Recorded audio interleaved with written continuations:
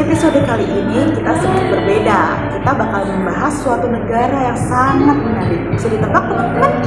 Ya benar, yaitu Jepang. Tapi pastinya kali ini aku gak bakal sendiri dong. Hari ini aku kedatangan narasumber yang sangat spesial, yaitu teman aku sendiri. Dia ini cukup paham mengenai sejarah Jepang, yaitu Kak Farah. Selamat datang Kak Farah. Halo Reisa, halo juga teman-teman pendengar. Senang banget bisa ngobrol di sini. Topik kita hari ini seru banget ya, karena Jepang itu benar-benar punya perjalanan dan sejarah yang unik dan drastis perubahannya. Oh begitu ya, bener banget sih. Bayangin aja coba, dari negara yang nutup diri selama lebih dari 2 abad mungkin teman-teman, tiba-tiba jadi negara industri yang maju, bahkan bisa menantang negara-negara besar di dunia. Keren banget gak sih Kak? Betul banget. Dan semua ini dimulai dari kebijakan Sakoku, alias kebijakan isolasi Jepang. Keren. Boleh dijelasin gak sih Kak, gimana aja perjalanannya? Nah, yang pertama itu politik Sakoku, yaitu Jepang yang tertutup dari dunia, ya kan? Oke. Kita bahas dari awal dulu ya Kak. Sebenarnya Sakoku itu apa sih? Nah, jadi Sakoku itu kebijakan yang diterapkan oleh Kesogunan Tokugawa sejak abad ke-17, di mana Jepang ini benar-benar menutup diri dari dunia luar. Hampir semua hubungan dengan negara asing itu diputus, di cut off ya, kecuali dalam kondisi tertentu yang sangat terbatas. Wah, sampai segitunya banget Kak. Kenapa sih mereka sampai seketat itu? Nah, ini alasannya ya, karena itu ada beberapa alasan. Yang pertama, mereka itu takut sama pengaruh asing, terutama dari agama Kristen yang masuk lewat misionaris Eropa. Pemerintahnya Jepang itu khawatir kalau rakyatnya nanti banyak yang terpengaruh, nanti banyak pemberontakan atau perubahan besar di sistem pemerintahan mereka. Oh, ternyata banyak juga alasan dibalik itu semua ya. Jadi mereka itu merasa Kristen bisa jadi ancaman politik juga ya Kak? Betul. Selain itu, mereka juga melihat negara-negara lain yang mulai dijajah bangsa Eropa. Contohnya itu Filipina. Saat itu Filipina itu lagi dikuasai Spanyol. Jepang itu nggak mau untuk mengalami hal yang sama. Jadi mereka memilih untuk menutup diri sepenuhnya. Wah, keren banget ya kalau dipikir-pikir. Ternyata ini strateginya yang benar-benar defensif banget ya Kak. Tapi kalau mereka nutup diri kayak gitu, gimana coba caranya mereka tetap berkembang? Kalau dipikir-pikir juga kayaknya susah.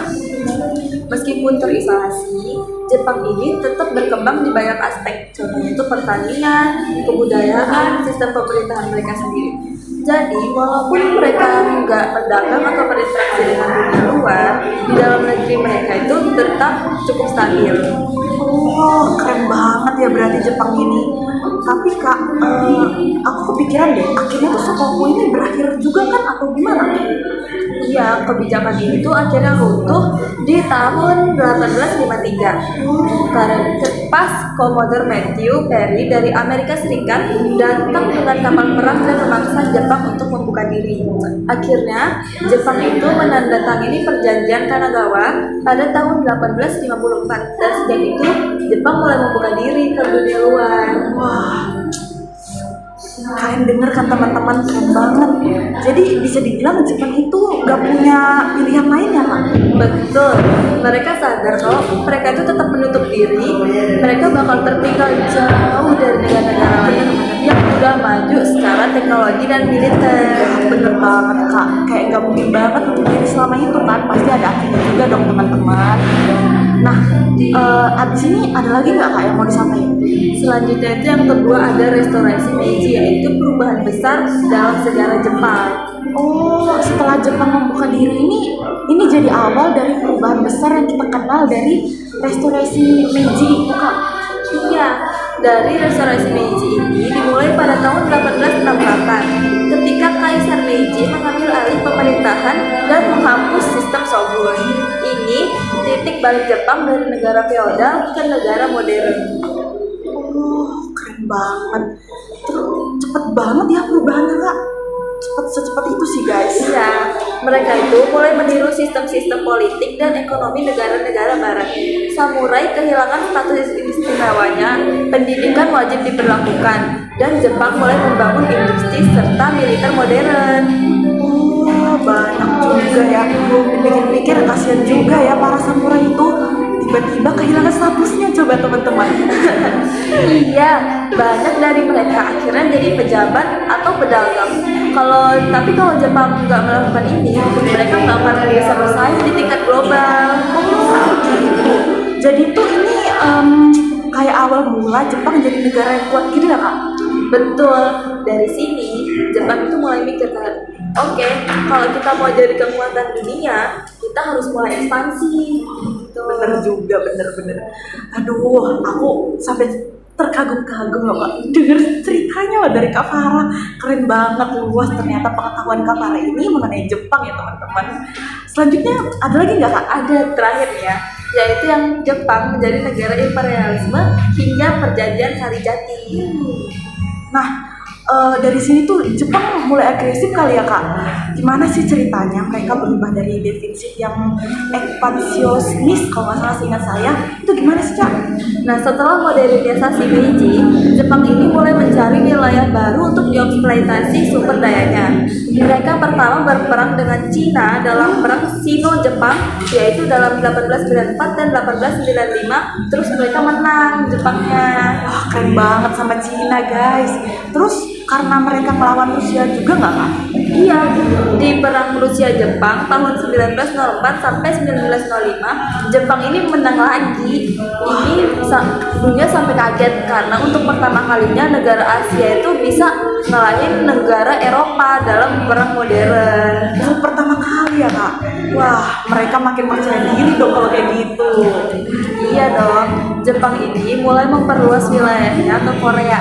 Lalu di 1931 mereka menduduki Manchuria. Pada 1941 Jepang mulai menyerang Asia Tenggara termasuk Indonesia yang saat itu masih dijajah Belanda. Wah, berani maju banget ya Jepang ini kriterianya. Jadi ini tuh akhirnya sampai ke perjanjian Kalijati ya? Ya, ikut tahu banget sih. Pada 8 Maret 1942, Jepang ini berhasil mengalahkan pasukan Belanda di Indonesia. Keesokan harinya di Kalijati, Subang, Belanda ini menyerah tanpa syarat kepada Jepang. Ini nih menandai awal pendudukan Jepang di Indonesia. Oh, jadi Belanda ya tadi kayak menyerah ya? Ya, jadi nggak pakai syarat Belanda itu sudah menyerah. Jadi Jepang yang sekarang berkuasa di Wah, Indonesia. keren Jepang ya. Ternyata Jepang juga punya hal menarik. Wah, dari negara tertutup selama 2 abad teman-teman, tiba-tiba jadi kekuatan imperialisme yang besar. Perjalanan Jepang ini benar-benar luar biasa ya. Iya banget lagi.